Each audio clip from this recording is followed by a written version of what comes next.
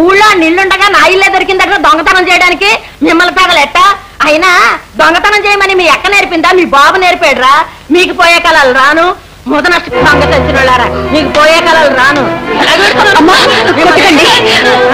వచ్చావా తల్లి రామ్మా 3 రోజులు బట్టి మేము వండుకున్నా కూడా వండుకున్నట్టుగా మాయమవుతుంటే ఏ పిల్లలో పందులో కుక్కలో తిన్నాయనుకున్నాను దొంగ చచ్చినోళ్ళు తిన్నాడని దొరికారు చచ్చినోళ్ళు చిన్నపిల్లలు ఏదో తెలియక చిన్న పిల్లలు అందుకనే పెద్దోళ్ళకి మీకైనా బుద్ధి దక్కర్లేదు ఆ ముసలోడికేమో తాగుడు తప్ప వేరే పని లేదు నీకు ఊరు చుట్టడం తప్ప అంతకంటే ఏమీ తెలీదు అయినా వాళ్ళు తింటున్నారో పస్తులుంటున్నారో నువ్వన్నా పట్టించుకోకర్లేదు దొంగతనం చేయడం ఆడ తప్పు కాదే నీలాంటి మహాతల్లి ఇంట్లో ఉండి పట్టిడు అన్నం పెట్టకపోతే ఆకలితో వాళ్ళు దొంగతనమే కాదు ఏమైనా చేస్తారే సిగ్గుమాలిందారా ఇదిగో నేను ఇప్పుడే చెప్తున్నాను నా ఇంట్లో ఇంకోసారి దొంగతనం చేస్తే కాళ్ళు చేతులు ఇరగొట్టి నీ చేతిలో పెట్టి నీ మొక్క నేను పేడకల్లో నీళ్ళు చల్లుతాను ఏమనుకుంటున్నావు మొదనష్ట నీ బతుకు దొంగ వల్లారని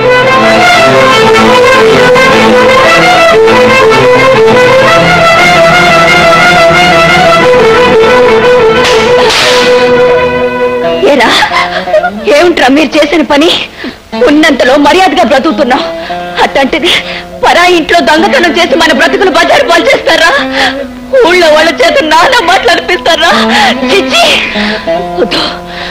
ఇలా బ్రతకడం కంటే అందరూ కట్టుకుని ఎందులో అయినా దూకి చేద్దాంరా చేద్దాం చాలి చల్లనంతో ఎన్నాళ్ళు ఉంటారక్క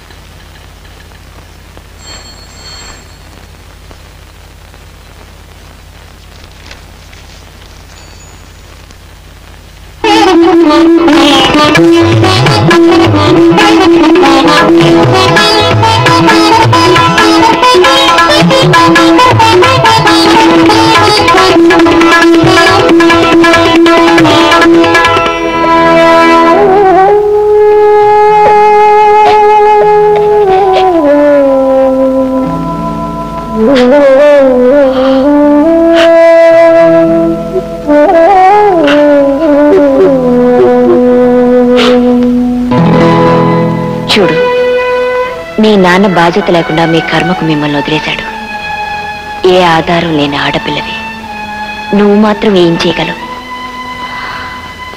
చేయగలిగిందల్లా ఒక్కటే మీ నాన్న చెప్పిన పెళ్లి చేసుకోవడమే అలా చేస్తే వచ్చిన డబ్బుతో నీ చెల్లి తమ్ముళ్ళు ఎంత హాయిగా ఉంటారో ఒక్కసారి ఆలోచించు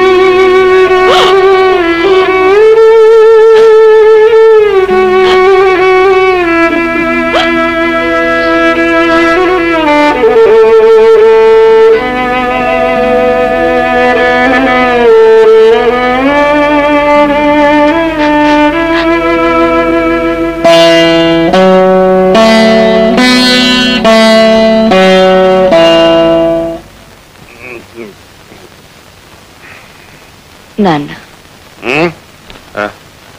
ఏంటమ్మా గోపాలం బాబు తీసుకొచ్చిన సంబంధం చేసుకుంటాను ఎంత చల్లరమని చెప్పావమ్మా నాకు సారా పిప్పలో స్నానం చేసినంత ఆనందంగా ఉందమ్మా పనులు కొట్టేస్తాను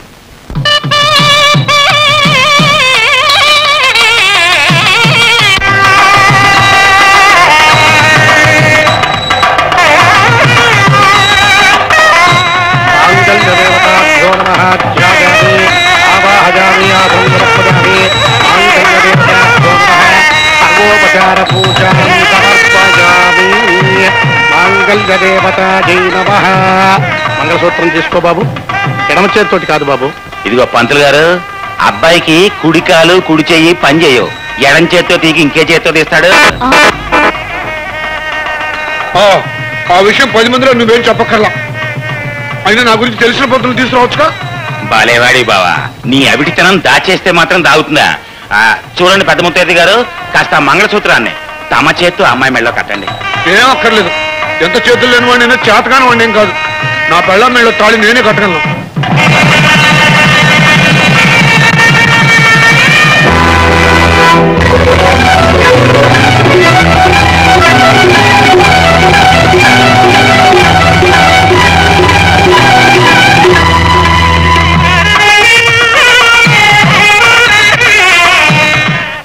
అమ్మా పవిత్ర, ఆవిడ మీ అత్తగారు.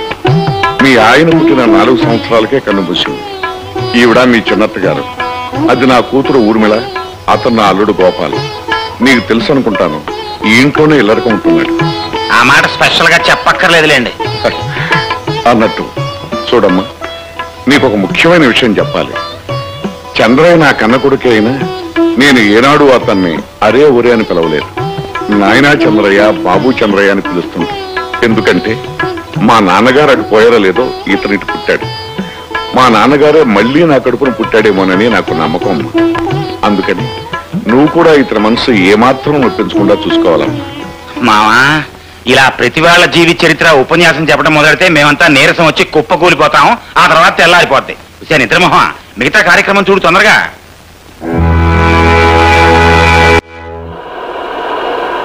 దిగండి, తొందరగా దిగండి. దిగాలి.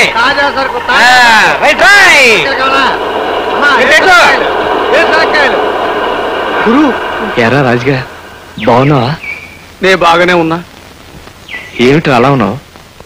ఏం జరిగింది?